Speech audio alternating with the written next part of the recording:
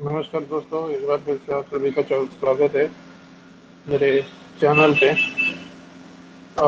जो physics optional के लिए खासकर बनाया गया है। Let me upload the PDF. So here is the PDF which I have uploaded, and you can watch the previous three sessions of this class in order to get the most benefited out of this course. So Uh, in the first class, I had taught you first law and second law. After that, in the second class, I had taught you third law. After that, in the third class, I had uh, taught you reference frames. Reference frames are of two types: inertial frames and non-inertial frames. I have already taught you. You can refer to the previous sessions on my channel. And inertial frames के बारे में भी मैं बता चुका हूँ, and non inertial frames के बारे में भी मैं बता चुका हूँ। सो ये भी मैंने बताया था कि earth is a non inertial frame but is treated as an inertial frame for practical purposes as motion takes place with speeds which are not too large. ठीक है, तो देखिए, वहाँ पिछले क्लास में बताते समय मुझसे एक गड़बड़ हो गई थी बताने में। मैंने ये बताया था कि मान लीजिए ये अर्थ है, ये रोटेट कर रही है। Let me change the color of the pen. So just a second. Okay, this is okay.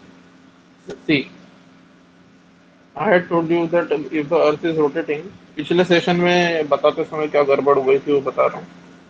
मैंने क्या बोला था कि ये अर्थ रोटेट कर रही है इस डायरेक्शन में, और मान लीजिए ऐसी कोई हाइपोथेटिकल कार है, ये रोड है अर्थ पे, और कोई हाइपोथेटिकल कार है, वो मैंने क्या बताया पिछले सेशन में, वो हाइपोथेटिकल कार इस डायरेक्शन में मूव कर रही है।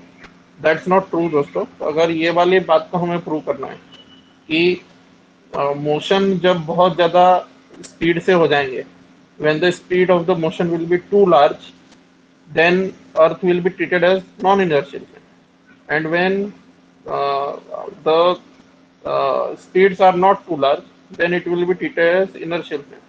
ठीक है, ये मुझे बताना था, लेकिन मैंने ये गाड़ी का इस डायरेक्शन में बता दिया था। एक्चुअली अर्थ के डायरेक्शन में अगर गाड़ी मूव करेगी, जैसे कोई हाइपोथेटिकल कार है जो मान लो 3,500 35,000 किलोमीटर पर सेकंड की रफ्तार से इस डायरेक्शन में मूव कर रहा है।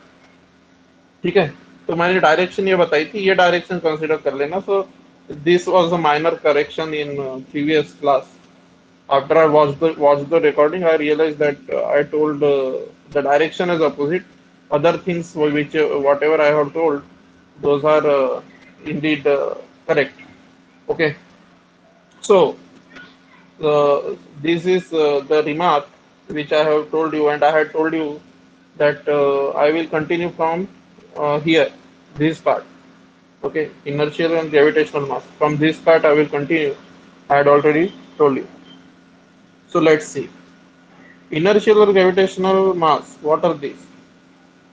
See, gravitational mass, as the name suggests, is related to gravity. Okay, it is related to gravity. Gravity, as the objects on the earth are very small as compared to earth, so the objects on the earth, they have negligible force of gravity. G into m1 into m2 upon r square is the formula of calculating gravity. And in this formula, uh, if the masses are very small, as the gravitational constant is of the order of 10 to the power minus 11, so very small objects will not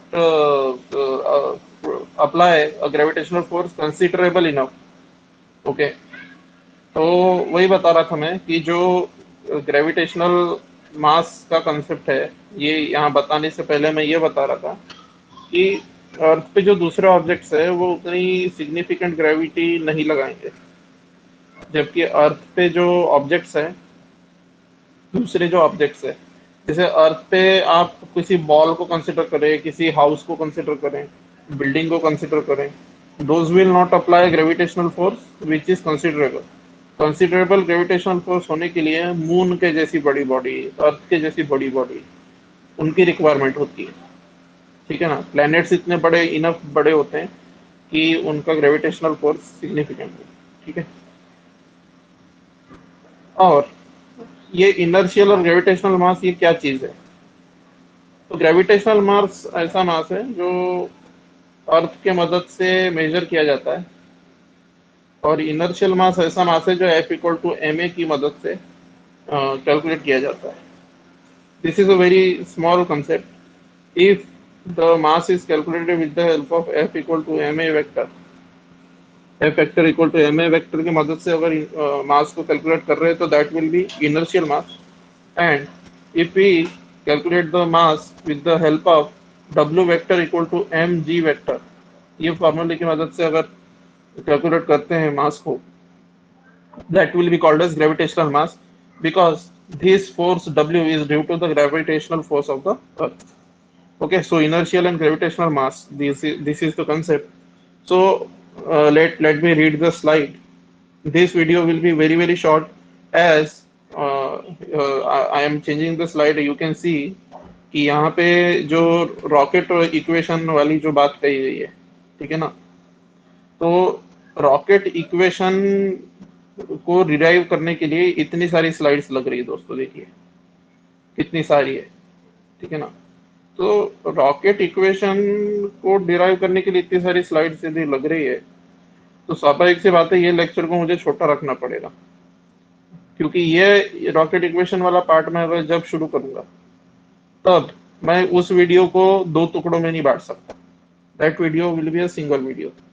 So that's why I am teaching just a small topic in this specific video. In this video, I think won't go more than 10 minutes, I think. Okay, so whatever may be the case, let me tell you. So inertial mass को Newton's के first law of motion के हिसाब से अगर calculate कर रहे हैं तो इनर्शियल मास है, और W equal to m g फॉर्मूले से कैलकुलेट कर रहे हैं तो ग्रेविटेशनल मास है। तो देखिए यहाँ क्या लिखा हुआ है। The equation F equal to ma can be used to measure the mass of the body. ठीक है, such mass is called inertial mass. ठीक है, मान लीजिए दो ऑब्जेक्ट्स है, उन पे एक ही फोर्स F लग रहा है। ठीक है, ये दो ऑब्जेक्ट्स है, अलग अलग मास के हैं। ठीक है, कुछ थोड़े अच्छे बनाता हूँ ऑब्जेक्ट्स। मान लीजिए ये है और ये है, और इसका मास m1 है, मान लीजिए इसका मास m2 है। ठीक है, और मान लीजिए m2 ग्रेटर है m1 से। ठीक है, और सेम फोर्स F लगता है इन दोनों बॉडीज पे। m1 पे भी वही फोर्स F लगता है और m2 पे भी वही फोर्स F मान लीजिए अप्लाई किया जाता है। तो होगा ये कि फॉर्मूला कुछ इस तरीके से हम लिख देंगे जो यहाँ पे लिखा हुआ, F equal to m1a1 is equal to m2a2। इसमें तो कोई शक नहीं होगा आपको कि F इक्वल टू m1a1 और इज इक्वल टू m2a2 कैसे आया। Force is equal to mass into acceleration. In the first case mass is m1 and acceleration is a1, so the equation of motion will be F equal to m1 a1. And in the second case, as the mass is m2, acceleration produced is m2, so F equal to will be m2 a2. Okay, so uh, as you know, some people might get confused in such small things also, that why not the same acceleration if the same force is acting on them। ये भी कोई पूछ सकता है कि acceleration same क्यों नहीं है अगर सेम फोर्स F एक्ट कर रहा है। तो सीधा सा जवाब है कि मास, ये सॉरी फोर्स सेम है। ठीक है, फोर्स सेम है तो स्वाभाविक सी बात है कि एक्सेलरेशन अलग अलग होगा, क्योंकि मास अलग अलग है। मान लीजिए m1 3 है। ठीक है, मैं एक एग्जांपल देता हूँ रियल लाइफ। मान लीजिए m1 3 है और एक्सेलरेशन 4 है और ये 12 है F, so 3 into 4 will be 12। लेकिन m2 मान लीजिए छोटा है और m2 को मैंने मान लिया 2, so acceleration will be what, it will be 6। क्यों? क्योंकि प्रोडक्ट मुझे 12 ही रखना है। मैंने क्या बोला, same force F acts, same force F x बोला ना मैंने, सेम फोर्स एफ अगर यदि एक्ट करेगा और मास अलग अलग है m1 m2, तो acceleration produce will be different, because 3 kg ये प्रोडक्ट जो है m1 और a1 का और m2 और a2 का, ये प्रोडक्ट को कांस्टेंट f रखना है। तो मल्टीप्लिकेशन का रूल पता होगा कि 3 into 4 भी 12 होता है, पर अगर मैं 3 को छोटा कर दूं और 2 कर दूं तो ये 4 को बड़ा होना पड़ेगा, तभी 12 आएगा प्रोडक्ट वापस, है कि नहीं। तो इसीलिए in when the product of two quantities is constant, as one quantity decreases the other should increase, so that product remains the same, final product remains the same। so वही बात है, इसीलिए F equal to m1 a1 equal to m2 a2, और this is producing different acceleration, same force is producing different accelerations because mass is less in one case and mass is more in another case। so as the product has to be kept constant, acceleration produced will be different। now m1 divided by a1 sorry m1 divided by a2, अगर इसको LHS में लाते हैं तो ये divide हो जाएगा, और ये RHS में जाता है तो ये भी डिवीजन में चला जाएगा। So this is simple algebra कि m1 by m2 is equal to a2 by a1, ठीक है। So if m2 is known, अगर m2 पता है हमें क्या है, m2 पता है तो m1 को कैलकुलेट कर सकते हैं by measuring a2 by a1। a2 by a1 को मेजर करो तो m1 का वैल्यू आ जाएगा अगर m2 पता है तो, ठीक है। So the mass measured in this manner is known as inertial mass. इस तरीके से जो भी मास मेजर होता है इस फॉर्मूले की मदद से, उसे इनर्शियल मास कहते हैं। अब दूसरा तरीका क्या है, another way is by weighing it, ठीक है ना। उसका वेट माप के हम कर सकते हैं। अगर मैंने वेट मापा, ठीक है, मैंने वेट मापा और अब ये वेट मापना मतलब क्या है, देखिए W equal to m g formula F equal to m a से ही आया हुआ फॉर्मूला है। वो कैसे, देखिए जब जब कोई फोर्स दूसरी बॉडी, दूसरा एजेंट लगाता है, अर्थ ना लगाते हुए दूसरा एजेंट लगाएगा कोई force, so that force will produce acceleration A, उसको ए से डिनोट करते हैं। लेकिन एक चीज ये पाई गई है कि अर्थ के केस में जो एक्सेलरेशन प्रोड्यूस्ड होता है वो कांस्टेंट होता है, ठीक है ना। तो किसी हाइट से बॉडी को छोड़ देने पे उस पे वेट के बराबर फोर्स लगता है, ठीक है। So that is called W vector. और ये जी जो है, this is what, g is basically acceleration due to gravity which is a constant vector. So W equal to m g का यूज करके अगर हम मास को कैलकुलेट करते हैं, so such a mass is known as gravitational mass. अब यहाँ पे एक इंटरेस्टिंग फैक्ट है कि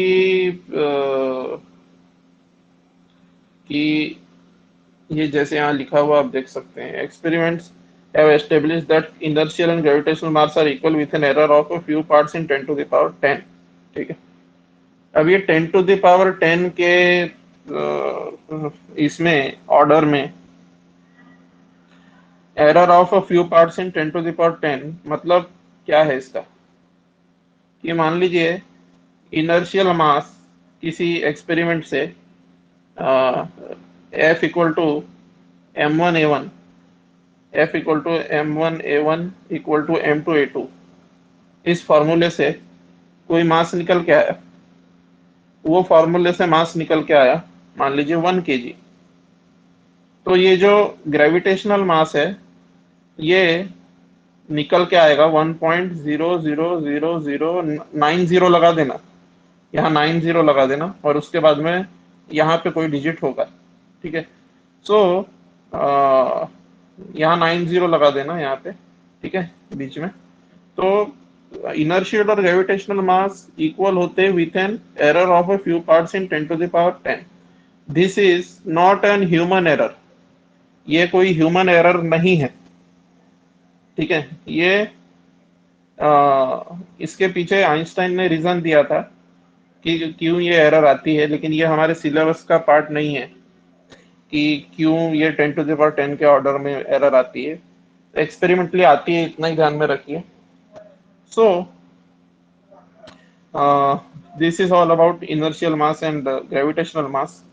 Now the equation, rocket equation, as the part is very huge, it will require almost 6 to 7 slides.